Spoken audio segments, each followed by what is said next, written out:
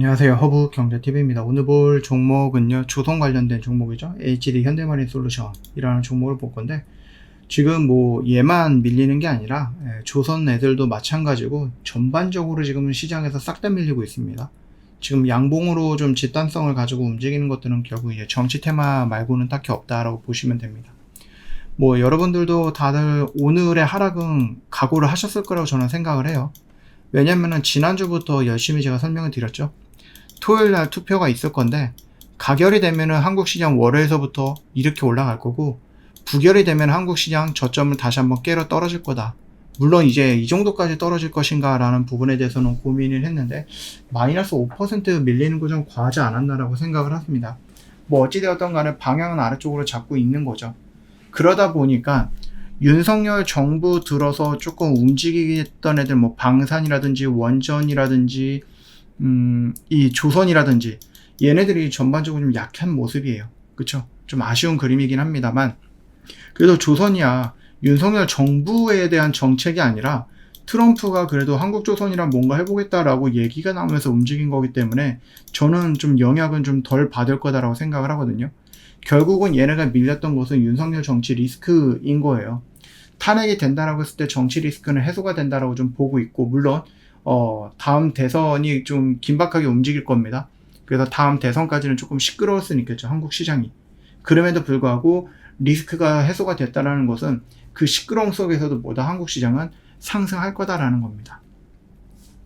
지금 조선주 애들이 좀 밀려 내려가고 있는 거 오늘만 놓고 보더라도 뭐 하나오션도 6% 밀려 내려갔고, 현대인스 9% 밀려 내려갔고, 태광, 삼성중공업 등등등 할 거 없이 싹 다 밀려 내려가고 있는 상태이죠. 이거는 어떻게 보면 우리가 조선주를 좀 매매한다라고 본다라고 했을 때 기회일 수 있다라는 겁니다. 조선주 문제가 있는 거는 아니에요. 그리고 우리가 갖고 있는 현대 HD 마린 솔루션 얘도 문제가 있는 건 아니에요.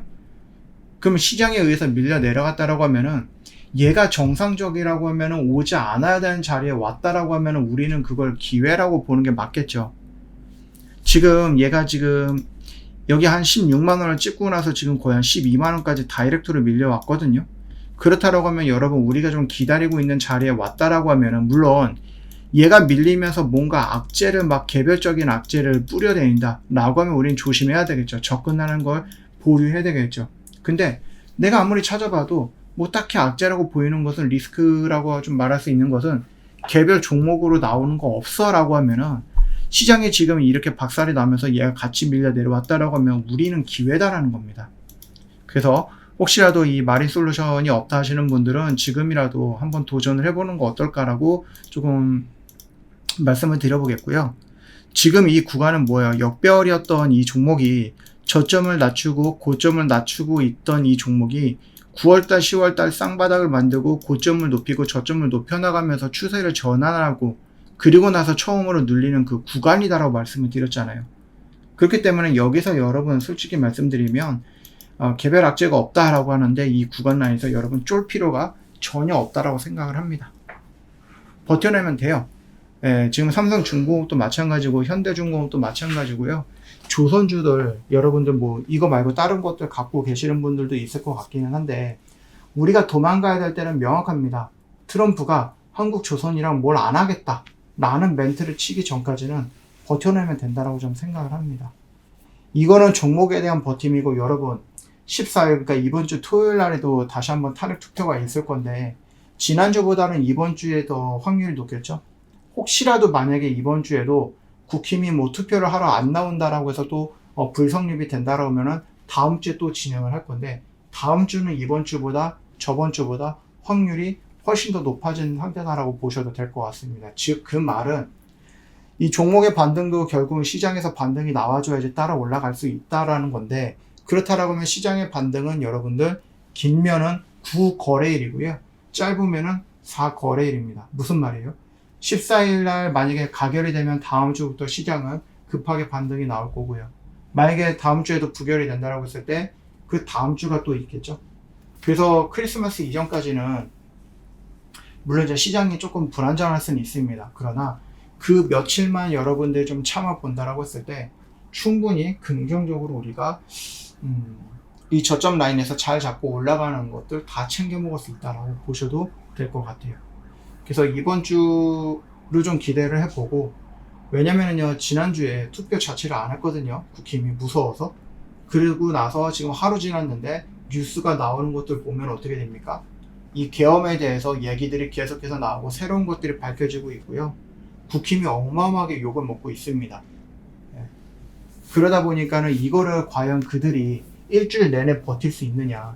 그리고 이번 주에도 투표를 안 한다라고 하면은 그것도 어마어마하게 욕을 먹겠죠. 미국에서조차도, 영국에서조차도 투표를 안 했다는 것에 비난을 하고 있는데 그것조차도 다 견뎌내고 이번 주에도 뭔가를 안 하겠다? 예, 그러기는 진짜 어려울 겁니다. 만약에 그러면은요, 국힘은 아마 우리나라에서 없어질 거예요. 예전에 한나라당이 새누리당 되고, 새누리당이 뭐 국힘의 새누리당, 그 다음에 한나라당? 뭐 이렇게 됐나요? 뭐 이름이 막 바뀌었는데, 아무래도 이번에도 정신 못 차린다라고 하면은, 국민의힘은 당명을 또 바꾸고 또 새로운 당으로 또 나올 것 같긴 합니다. 뭐 어찌되었던 간에, 여러분들이 기다려야 되는 것들은 4일에서 9 거래일이에요. 요 정도만 여러분들이 조금 참고 버텨낸다라고 하면은 충분히 뭐예요? 시장은 급하게 반등이 나와줄 수 있다라고 생각을 합니다. 저 허브경제TV 공식 채널 보시면 어떤 뉴스 나오고 깔끔하게 정리를 해놓고 있거든요. 지금 당장이야 이런 뉴스들이 뭔가 반응하는 게 조금 어렵기는 하지만 그럼에도 불구하고 여러분 이런 것들 매일같이 한번 정리를 해 놓으세요. 시장 반등이 전반적으로 나온다라고 했을 때 뭐가 형성이 됩니까? 네. 나머지 종목들도 막 움직일 건데 그때 이런 뉴스를 가지고 움직이지 못했던 애들이 우선적으로 움직일 수 있다라는 거예요. 그래서 제가 공식 채널에 올라오고 있는 거 당장 뉴스가 나왔는데 오늘 막 움직이지 않았다라고 해서 여러분 실망할 거 없고 이런 거 하나하나 다 정리해 놓으세요. 며칠 안 남았습니다. 아시겠죠? 저희 허브경제TV 공식 채널 뭐 미장도 그렇고 국장도 그렇고 언제든지 들어와서 무료로 다 이용할 수 있는데 영상 댓글에 링크가 있어요. 이것만 클릭하셔도 된다는 얘기예요. 굉장히 간단합니다. 놓치지 마시고요. 오늘 하루 정말 고생 많으셨습니다.